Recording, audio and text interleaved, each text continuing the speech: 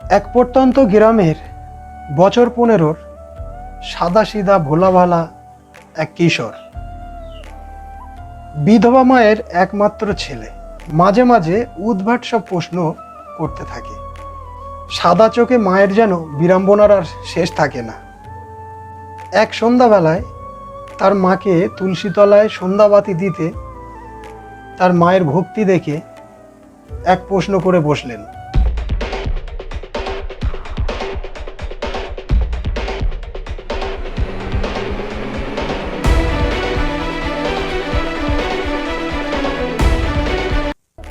মা, তুমি এত ভক্তি করে সন্ধ্যা দিচ্ছ, ঠাকুর সেবা করছো, একবারও ভেবে দেখেছো কি মাথার উপরে এত বড় একটা আকাশ, তার একটাও খুঁটি নেই? এই আকাশটা একবার যদি হুড়মুড় করে ভেঙে পড়ে আমাদের কি হবে? ভেবে দেখেছো কি? বিড়ম্বনার হাত থেকে নিজেকে রক্ষা করতে মা আশ্রয় নেয় নানান কথার, নানান বিষয়ের, যাতে ছেলে এই উদ্ভট চিন্তাভাবনা থেকে সরে আসে। মায়ের কাছ থেকে মনোমতো উত্তর না পেয়ে সেই সন্ধ্যাবেলাতেই খোকা ছুটে চলে যায় গ্রামের বিজ্ঞান বিভাগের এক শিক্ষকের কাছে। প্রশ্ন শুনে বিজ্ঞান বিভাগের শিক্ষক এক প্রস্ত হেসে নিয়ে শিক্ষক আকাশের বৈজ্ঞানিক ব্যাখ্যা শোনায়। এই উত্তরে খোকা সন্তুষ্ট হলো না, যা একদম তার পছন্দ হলো না। খোকা বরং তার ধারণা হলো এই লেখাপড়া জানা মানুষটা সেও একদম কিচ্ছু জানে না। সেখানে সে আর এক মুহূর্ত দাঁড়ালো না, কারণ তার মনে জেদ চেপে বসেছে। যেভাবেই হোক আর যে করেই হোক তার আকাশের খুঁটির সন্ধান পেতেই হবে। সন্ধ্যা পেরিয়ে রাত, রাতের গভীরতাও বেড়ে চলেছে। খোকার সেদিকে যেন আর খেয়ালই নেই। চলতি পথে যে কোনো মানুষের থেকে জানতে চাইছে আকাশের খুঁটির কথা, আর সকলেই তাকে পাগল আখ্যা দিয়ে ব্যঙ্গ করছে। কিন্তু সে থামেনি। রাত পেরিয়ে পূর্ব দিগন্তর ক্রমে হয়ে উঠছে রক্তব্য। রক্তব্য আকাশ আহ্বান করছে নতুন প্রভাতকে। তবুও খোকা ছুটে চলেছে আকাশের খুঁটির সন্ধানে। এদিকে ছেলের বেরিয়ে যাওয়ার পর থেকে মায়ের যেন দুশ্চিন্তার আর শেষ নেই। ছেলের সন্ধানে মাও বেরিয়ে পড়েছেন। এ পাড়া সে পাড়া, এ গ্রাম ও গ্রাম খুঁজেই চলেছেন মা তার একমাত্র পুত্র সন্তানকে, আর খোকা খোকা বলে ডেকেই চলেছে। ভোরের আঁধার ভেদ করে সূর্য যখন পৃথিবীকে আলোকিত করার মুহূর্ত গুনছে, ঠিক তখনই খোকা দেখতে পেল এক ফকির সাহেব বটবৃক্ষের নিচেই নামাজরত অবস্থায় দুহাত আকাশপানে তুলে কি যেন দেখছেন।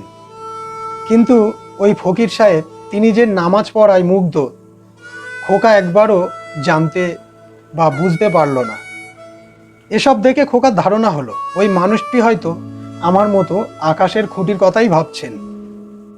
যতক্ষণ ওই ফকির সাহেব নামাজে মগ্ন ছিলেন ততক্ষণ খোকা অপেক্ষা করতে থাকে আর ভাবতে থাকে প্রশ্নটা সে এই ফকির সাহেবকেই করবে।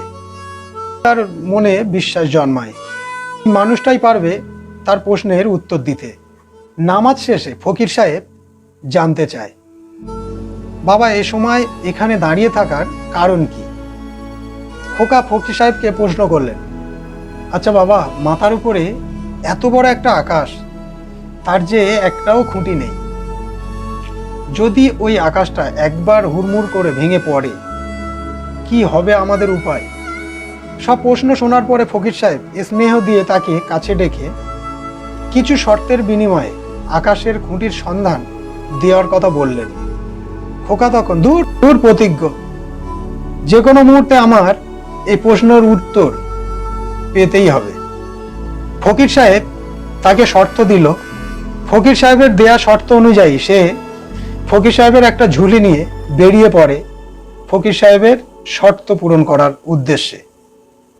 ফকির সাহেবের দেয়া শর্ত অনুযায়ী গৃহস্থের দরজার সামনে গিয়ে ফকির সাহেবের দেয়া ঝোলা নিয়ে ভিক্ষে চাইতে থাকে গালিগালাজ করে। তার বিনিময়ে খোকার উপরে চলে অত্যাচার, মারধর, গালিগালাজ এইসব জোটে। দিন প্রায় শেষাগত, এক মুঠো চাল জুটল না, জুটল শুধু মার ধাক্কা, গালিগালাজ। কিন্তু ফকির সাহেবের দেয়া শর্ত, সারাদিনে তোমার ভিক্ষা, ভোজন সবকিছু সারার পরে দেয়া হবে তার প্রশ্নের উত্তর। আবার তাকে পৌঁছাতে হবে সন্ধ্যা নামার পূর্বে সেই বট বৃক্ষের গোড়ায়, ফকির বাবার কাছে। সারাদিন মার গালি গালাজ খাওয়ার পরে খোকা পৌঁছালো লাস্ট একটা গৃহস্থের দরজার সামনে। সেখানে গিয়ে খোকা অশ্লীল ভাষায় ভিক্ষে চাইতে থাকে। সারাদিনে নিরন্ন বুভক্ষ শরীরে শুধু জুটেছে অত্যাচার, রক্তাক্ত হয়েছে সারা শরীর। শান্ত অবসন্ন দেহটাকে সে যেন টানতে পারছে না। তবুও শেষ চেষ্টা, শেষ আশা নিয়ে হাজির হয়েছেন গৃহস্থর দরজার সামনে। অশ্লীল ভাষায় ভিক্ষে চাইতে থাকে। তারপরে যেন মুহূর্তের মধ্যে তার সারাদিনের কষ্ট এক লোহময় কোথায় হারিয়ে গেল। তখন দেখলো বাড়ির মধ্যে থেকে এক মহিলা এসে অত্যন্ত বিনয়ের সাথে তার বাড়ির ভিতরে আসার আহ্বান জানালো। এবারে সে যেন একটু ভীত হয়ে পড়ল। সে ভাবল, তবে কি এই মহিলা আমাকে পিরানে মারতে চায়? সেই মুহূর্তে তার কানে ভেসে এলো ফকির সাহেবের সেই বাণী, ভয় নেই, হাজার অত্যাচারিত হলেও, হাজার কষ্ট পেলেও তোকে কেউ পিরানে মারতে পারবে না। মহিলার আহ্বানে জীর্ণ দেহটাকে টানতে টানতে বাড়ির ভিতরে নিয়ে গেল। খুব কষ্ট করে বাড়ির মধ্যে পৌঁছে গেল। একটি ভাঙা চেয়ারে বসতে দিয়ে মহিলাটি ঘরের ভিতরে গেল। কিছু বাদে মহিলাটি একটি প্লেটে দুটি বাতাসা, একটু জল তাকে খেতে দিয়ে আবার ঘরে চলে গেল। জল বাতাসা খেয়ে সে তৃপ্ত বোধ করতে থাকে।